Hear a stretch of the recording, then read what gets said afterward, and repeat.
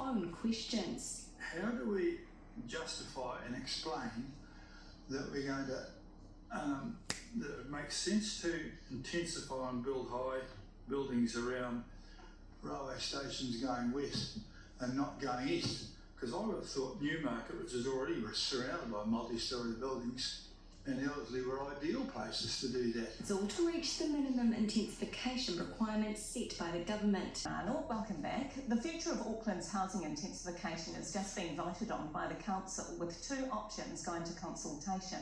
The controversial zoning changes will decide which suburbs can take more apartments and high-rise housing and which areas could be spared. Louise Turmuth explains. A growing city due for a major update on where and how housing is built. It's been a lengthy debate. I think in areas where there's lovely character homes, we shouldn't be intensifying there. Because I'd be happy with the one that wouldn't affect Remuera, but then that's, my selfish opinion. Auckland Council today deciding the way forward.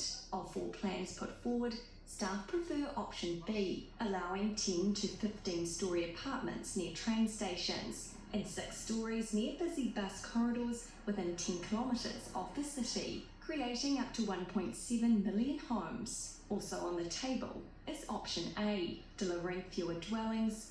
It focuses intensification along the Western Line. Scenario A would only allow buildings above 6 storeys on the 5 train stations, around the 5 train stations. The Mayor with his own question.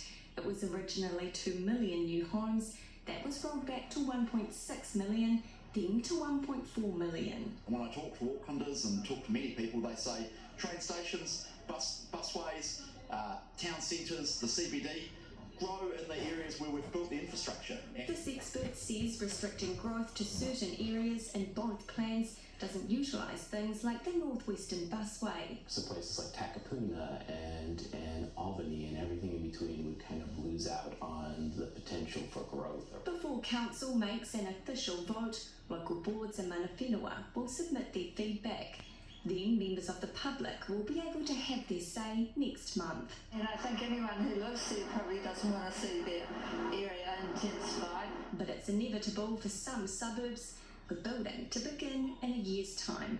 Louise Turmuth, One News.